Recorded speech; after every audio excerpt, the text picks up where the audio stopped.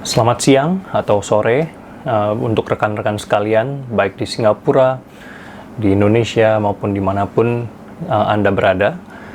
Kembali, saya hari ini akan membagikan renungan singkat dari firman Tuhan untuk mendorong, untuk mengencourage kita semua, khususnya di masa-masa krisis dari pandemik coronavirus ini, dan juga khususnya di situasi di mana gereja-gereja maupun tempat ibadah lainnya ditutup atau tidak diperbolehkan beribadah. Oke, hari ini saya akan membawakan satu renungan singkat dari Mazmur pasal 46 ayat ke-11. Dan saya beri judul renungan pada hari ini, Diamlah dan Ketahuilah. Baik, saya akan mulai dengan membacakan firman Tuhan dari Mazmur pasal 46 ayat 11 ini. Diamlah dan ketahuilah bahwa akulah Allah. Aku ditinggikan di antara bangsa-bangsa, ditinggikan di bumi. Rekan-rekan sekalian, di zaman yang serba cepat, di zaman yang penuh dengan stimulasi dan entertainment hiburan ini, sungguh merupakan suatu nasihat yang jarang kita dengar untuk kita berdiam, ya, kecuali kalau kita mencari firman Tuhan. Tapi di sini firman Tuhan dengan jelas mengatakan, diamlah dan ketahuilah bahwa akulah Allah. Nah, untuk kita bisa mengerti apa yang dimaksud oleh firman ini, saya mau memperkenalkan kepada rekan-rekan sekalian mungkin sedikit latar belakang dari bangsa Israel. Kalau kita lihat bangsa Israel, secara lokasi memang sangat strategis. Bangsa Israel, Palestina itu terletak di persimpangan 3 benua. Benua Asia di sebelah timur, benua Eropa di sebelah barat, dan di selatan itu adalah benua Afrika. Untuk itu banyak sekali terjadi perdagangan, ya, pertukaran, transportasi. Dan tidak heran bahwa negara-negara, bangsa-bangsa di sekeliling Israel itu sering sekali berperang, bukan hanya memerangi bangsa Israel, tetapi juga berperang di antara mereka sendiri. Belum lagi kalau kita lihat ada bangsa-bangsa adikuasa yang berkuasa di sekeliling bangsa Israel. Ya, ada bangsa Mesir, ada bangsa Babilonia, ada bangsa Assyria, kemudian dilanjutkan bangsa Persia, bangsa Yunani, kemudian Romawi di zaman Perjanjian Baru. Ya, jadi negara-negara besar ini terus berebut wilayah kekuasaan dan termasuk kadang-kadang juga memerangi bangsa Israel sendiri.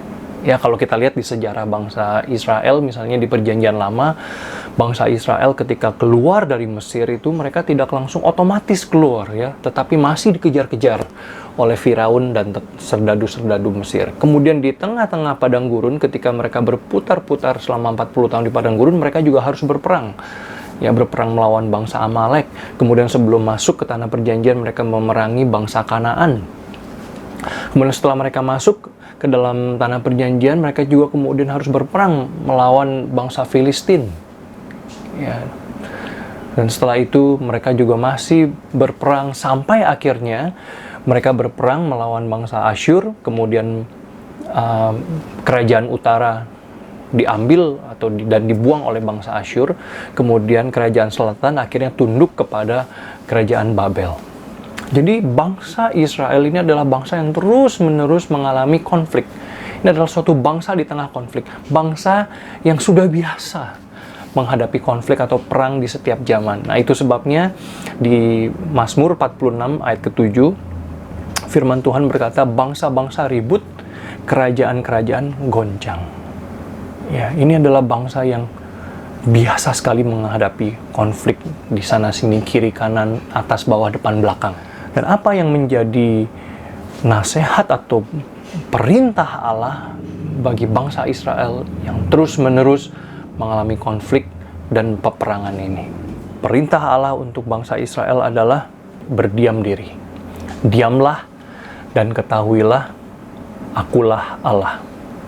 Atau bahasa Inggrisnya, be still and know that I am God. Ya, sekali lagi di tengah zaman ini yang penuh dengan informasi, penuh dengan entertainment, penuh dengan kebisingan ini adalah sesuatu hal yang saya rasa mungkin jarang kita dengar, ya, suatu nasihat atau perintah yang jarang kita dengar. Tetapi saya percaya bahwa inilah yang justru diperlukan oleh zaman ini. Ya, kalau kita lihat zaman sekarang itu adalah zaman di mana yang namanya waktu hening, waktu diam, waktu silent atau quiet time itu adalah sesuatu yang jarang bisa kita peroleh. Di mana-mana kita menghadapi yang namanya kebisingan. Ya.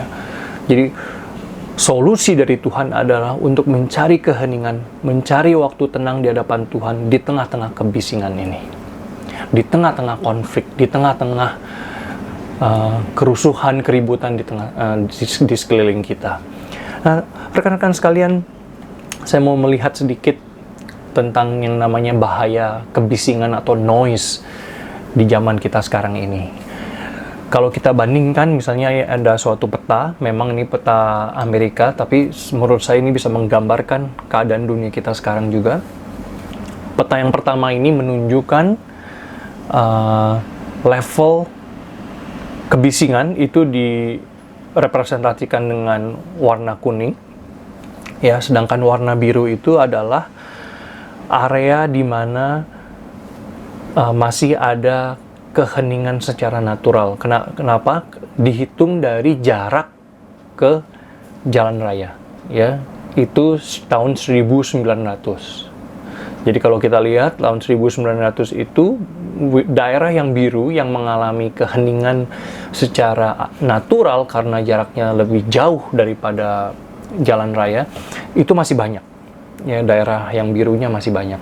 Tapi kalau kita lihat ini grafik selanjutnya ini adalah atau peta selanjutnya ini adalah di tahun 2000. Di tahun 2000 ini daerah area yang hening itu tinggal sangat sedikit sekali.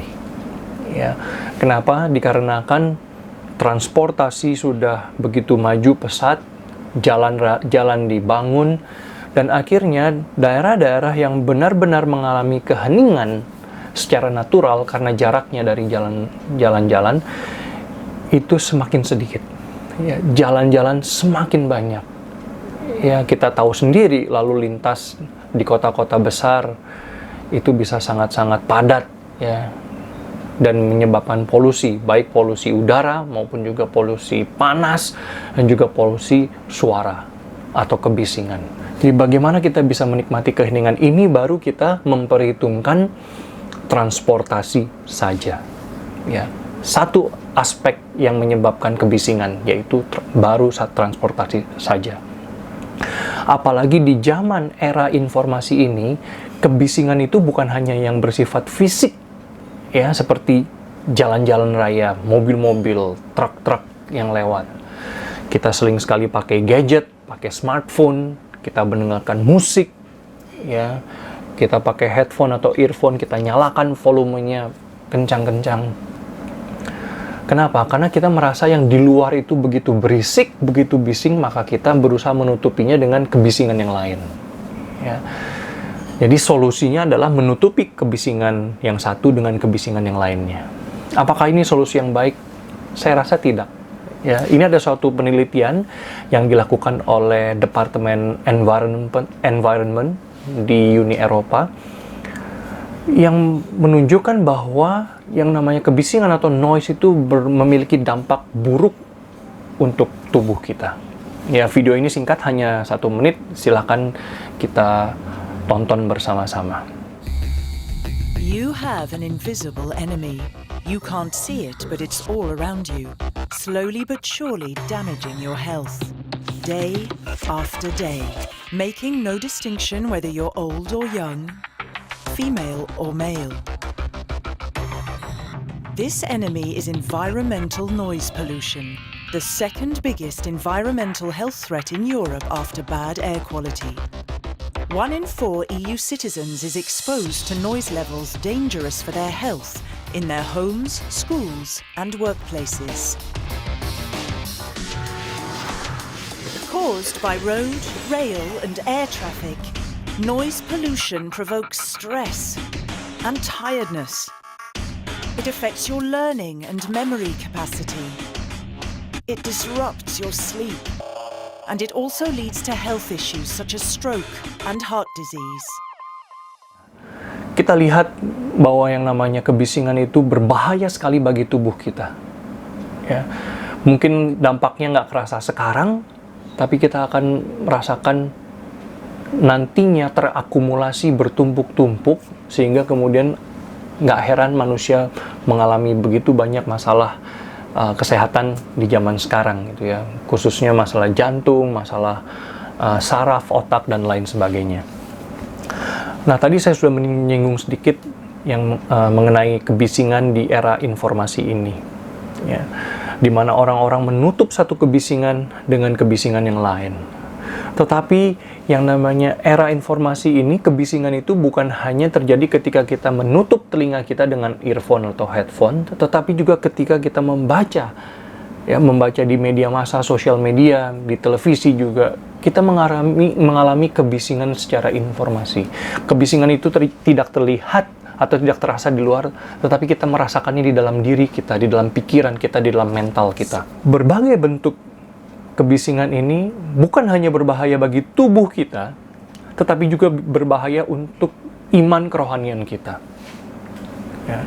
Apa saja dampak-dampak yang bisa kita alami ketika kita mengalami kebisingan ini secara iman atau rohani? Yang pertama adalah kita mengalami kegelisahan. Mendengar informasi-informasi yang ada di televisi, di media massa, di sosial media, kita bisa melihat banyak berita-berita yang negatif, baik berita-berita yang benar ataupun hoax. Ya, kalau hoax biasanya dihasilkan atau disebarkan menebar rasa ketakutan. Ya, bahkan di zaman coronavirus pandemik sekarang ini juga banyak orang yang masih menebarkan berita-berita hoax yang palsu, ya, yang bisa memberikan ketakutan atau mungkin harapan palsu. Ya.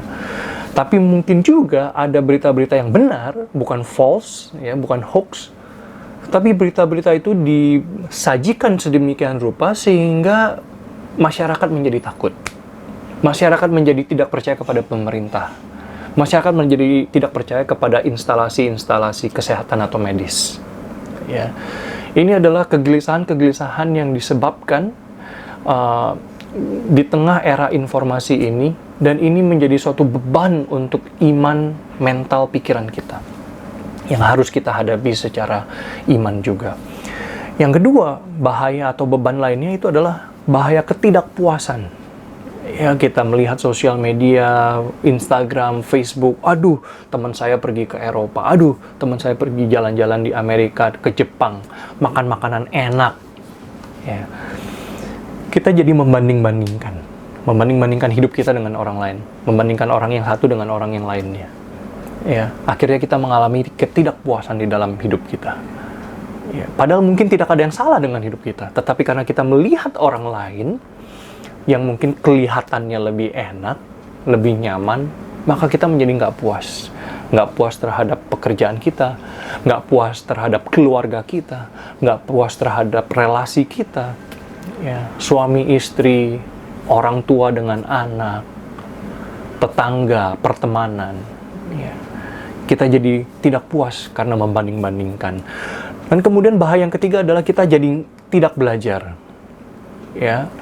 Di dalam studi sosial media itu ada yang namanya echo chamber, di mana kita ketika melihat ke dalam sosial media, akun-akun sosial media kita hanya kemudian lama-lama karena kita memfilter berita atau orang-orang atau posting-posting yang nggak sesuai dengan keinginan atau preference saya, maka lama-lama posting-postingan atau berita-berita yang muncul di akun sosial media kita itu hanyalah berita-berita atau posting-posting yang sesuai dengan keinginan saya, kesukaan saya, preference saya. Ya, jadi akhirnya kita nggak belajar. Ya, kita hanya mau mendengar atau membaca apa yang kita mau. Belum tentu mungkin apa yang seharusnya kita dengar atau kita pelajari sebenarnya. Mungkin dari orang-orang yang berbeda pendapat dengan kita itu ada hal-hal yang kita bisa pelajari bersama. Ya. Nah, bahaya yang lainnya adalah selain kegelisahan, ketidakpuasan, jadi ketidakbelajaran, ada bahaya yang keempat itu adalah kelihatan sibuk kita. Ya. Kita sibuk kenapa? Karena kita melihat atau meladeni kebisingan-kebisingan, baik yang ada di sosial media atau kadang-kadang kita buka WhatsApp, ya, ada orang forward, ya, gambar, video, atau berita-berita yang belum tentu jelas kepastiannya, kita jadi kelihatan sibuk. Kita lihat terus handphone kita, seolah-olah kelihatannya kita sibuk. Atau juga saya pernah melihat juga ada rekan-rekan yang dalam satu hari bisa berjam-jam, ya, on the phone, on the call. Jadi ada sambungan telepon, baik telepon maupun WhatsApp ya, karena WhatsApp itu pakai data dan zaman sekarang banyak sekali unlimited data plan, ya, jadi mobile datanya tidak terbatas. Jadi orang bisa telepon atau WhatsApp berjam-jam tanpa henti.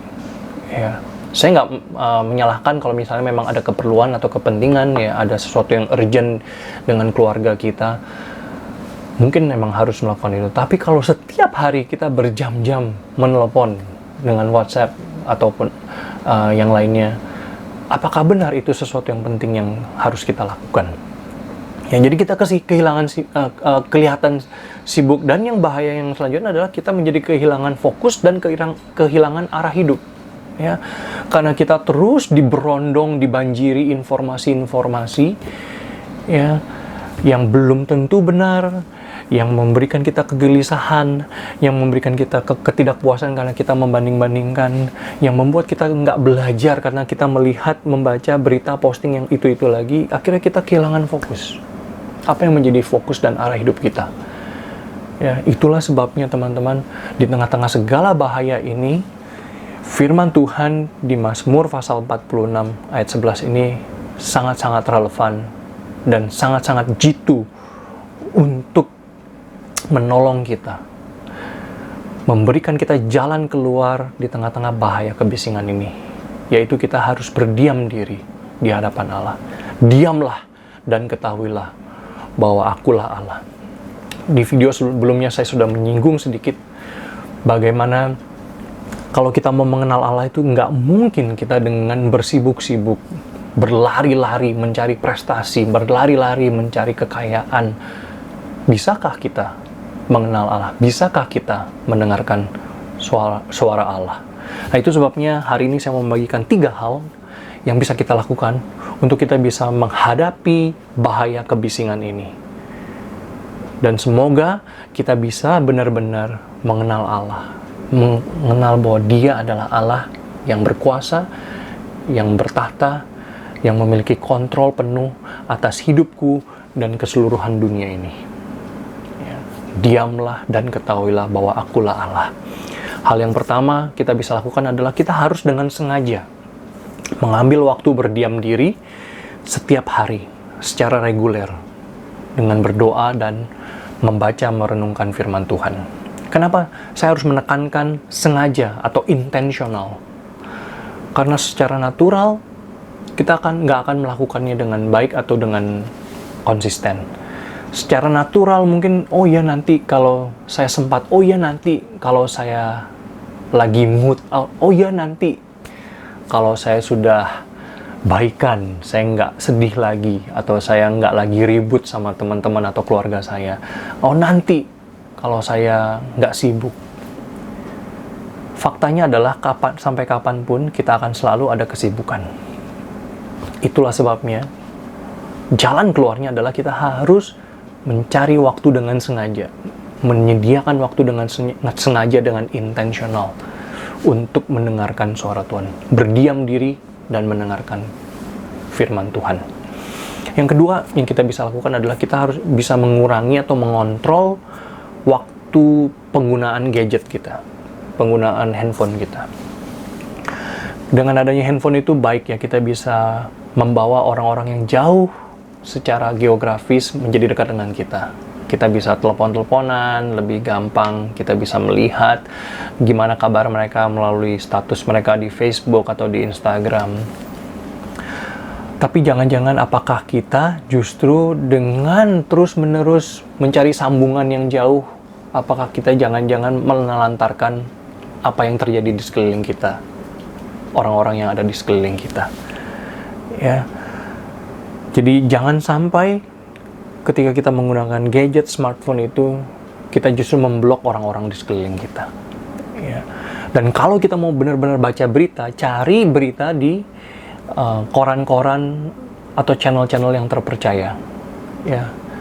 Jangan mencari berita di tabloid. Jangan mencari berita di Instagram atau Facebook saja. Tapi benar-benar cari berita dari channel-channel atau koran yang terpercaya.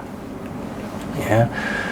Dan yang terakhir, yang ketiga, ya, saya rasa juga sangat penting di zaman sekarang, apalagi buat kita yang hidup di kota-kota besar seperti Singapura, Jakarta, Surabaya, dan yang lain sebagainya. Kita sangat penting untuk bisa menikmati alam segar, alam yang natural secara reguler. Seminggu sekali, 2 minggu sekali. Ya. Jangan sampai cuma sebulan sekali saja. Kenapa? Kita perlu mengapresiasi alam ciptaan Allah yang natural ini. Ketika kita melihat alam ciptaan Allah yang natural, kita bisa mengapresiasikan. Kita bisa mengucapkan syukur atas ciptaan Allah dan bagaimana Allah memelihara dunia ini, termasuk juga bagaimana Allah memelihara hidup kita masing-masing. Memang tidak ada salahnya mengapresiasi bangunan-bangunan atau karya cipta manusia, ya, karena itu juga adalah pemberian Allah. Itu juga adalah secara tidak langsung, itu adalah ciptaan Allah, apalagi yang memang manusia ciptakan dengan baik, ya, dengan kualitas yang baik, dengan tujuan yang baik. Itu adalah pemberian Allah, itu adalah ciptaan Allah secara tidak langsung melalui kepandaian manusia yang diberikannya juga. Tetapi kadang-kadang ketika kita melihat karya prestasi ciptaan manusia, mungkin bisa jadi kita malah menjadi sombong, ya, dengan karya atau hasil cipta manusia atau apalagi diri sendiri. Jadi sekali-sekali, ya, secara reguler kita perlu mendekatkan diri dengan alam ini supaya kita bisa melihat karya cipta Allah yang simple, yang natural, ya, yang mengingatkan kita berapa besarnya Allah kita dan bahwa Dia peduli dengan ciptaannya, termasuk dengan kehidupan kita satu persatu. Ya, demikian pembagian renungan saya pada hari ini. Kiranya ini boleh menjadi berkat bagi setiap dari kita, terutama di masa-masa di mana kita menghadapi krisis ini bersama-sama, outbreak dari coronavirus ini. Kiranya kita bisa menggunakan waktu ini untuk kita benar-benar berdiam diri di hadapan Allah dan mengenal Dia sebagai Allah, Allah yang berdaulat, yang bertata, Allah yang in control, mengkontrol dunia ini. Dan sehingga kita bisa menggunakan waktu ini bukan untuk bersungut-sungut, bukan untuk menyesali keadaan atau kejadian yang ada, tapi justru kita menggunakan waktu ini untuk merenung dan untuk bersyukur kepada Tuhan. Tuhan memberkati.